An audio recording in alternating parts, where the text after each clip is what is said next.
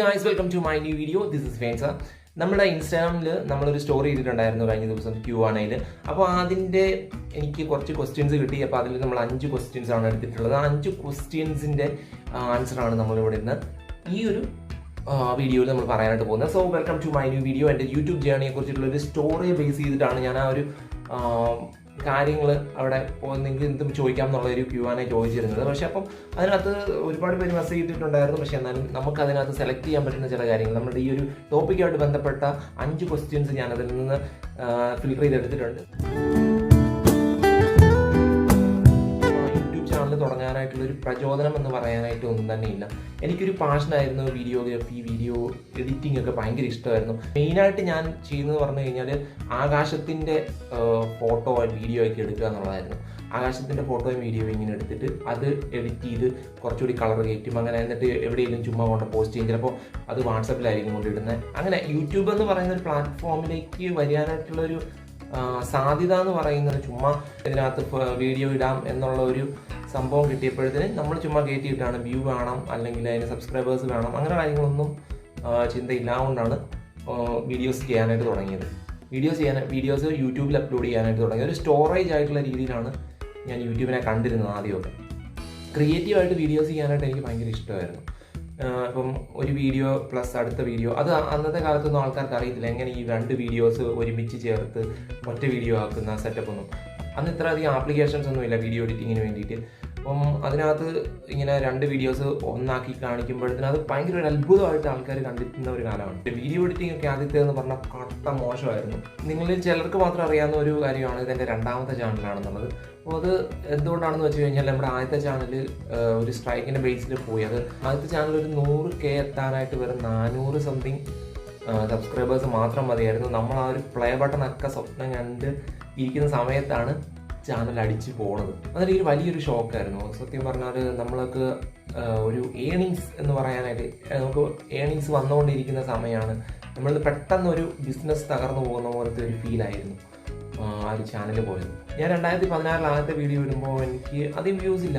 Views എന്ന് പറയാനായിട്ട് യൂട്യൂബിലൊന്നും വന്ന അധികം ആൾക്കാരൊന്നും വീഡിയോകൾ കാണാറില്ല. കൂടുതലായിട്ട് വാട്സപ്പ് വീഡിയോസിനാണ് പ്രാധാന്യമുള്ളത്. ചെറിയ ഷോർട്ട് വീഡിയോസൊക്കെ വാട്സപ്പിൽ വരുന്നതിനാണ് ആൾക്കാർ പ്രാധാന്യം കൊടുത്ത്. യൂട്യൂബിൽ അങ്ങനെ ആൾക്കാർ കയറി വീഡിയോസ് ഒന്നും കാണാറില്ല. പിന്നെ കുറേ ഇങ്ങനെ നമ്മൾ സ്റ്റോറേജ് ആയിട്ട് ഈ യൂട്യൂബിനെ കണ്ട് അതിലേക്ക് നമുക്ക് തോന്നുന്നു നമ്മൾ ഓർക്കുന്നില്ല പബ്ലിക്കായിട്ട് ആൾക്കാർ കാണും എന്നുള്ളത്. ഇങ്ങനെ ഇടയ്ക്കിടയ്ക്ക് വീഡിയോസ് ഇങ്ങനെ ഇട്ടുകൊണ്ടിരുന്നു. എന്തെങ്കിലുമൊക്കെ വീഡിയോസ് പരീക്ഷണങ്ങൾ നടത്തി ചെയ്യുന്ന വീഡിയോസ് എല്ലാം കൊണ്ടുപോയി യൂട്യൂബിൽ അപ്ലോഡ് ചെയ്തുകൊണ്ടിരുന്നു. ഒരു ദിവസം എൻ്റെ ഒരു ഫ്രണ്ട് ഇത് കണ്ടിട്ട് അത് ഞങ്ങളുടെ സ്കൂളിൻ്റെ ഒരു ഗ്രൂപ്പിൽ ഷെയർ ചെയ്തു. അപ്പോൾ ഇങ്ങനെ എന്താ പറയണത്, കുറേ വീഡിയോസ് ഉണ്ട്. കുറേ വീഡിയോ എന്ന് പറഞ്ഞാൽ 10-16 വീഡിയോസ്. അപ്പോൾ ഈ വീഡിയോ എല്ലാം കൂടെ ലിങ്ക് ഇങ്ങനെ ഷെയർ ചെയ്യാം. അതൊന്നും എനിക്കറിയത്തില്ല ലിങ്ക് ഇങ്ങനെ ആൾക്കാർക്ക് ഷെയർ ചെയ്ത് കൊടുക്കുക എന്നുള്ള കാര്യങ്ങളൊന്നും. അങ്ങനെ അത് സ്കൂൾ ഗ്രൂപ്പിൽ ഷെയറായി. അങ്ങനെ നമ്മൾ അത്ര കളിയാക്കൽ കിട്ടി.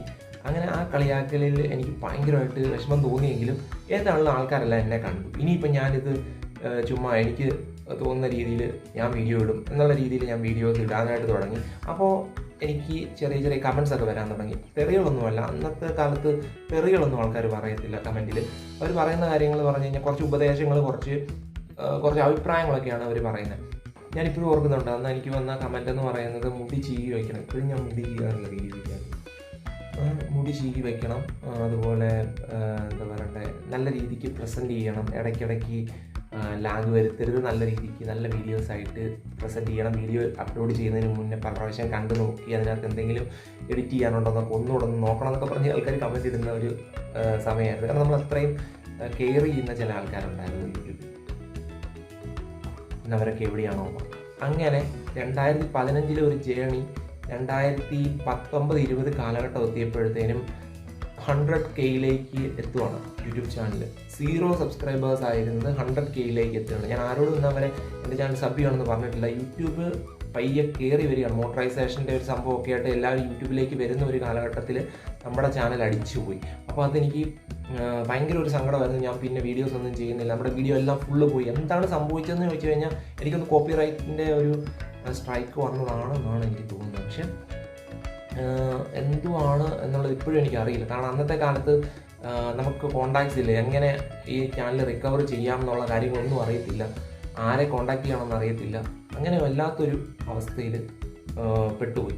അങ്ങനെ ആ ചാനലിലെ വീഡിയോസും എല്ലാം മൊത്തത്തിൽ അടപടലം മൂഞ്ചി. ആ ചാനൽ പോയോട് കൂടിയിട്ട് എനിക്ക് പിന്നെ വീഡിയോ ചെയ്യാനായിട്ടുള്ള ഒരു മോട്ടിവേഷനും കാര്യങ്ങളൊന്നുമില്ല. ആ പാടെ ഒരുമാതിരിയായിപ്പോയി.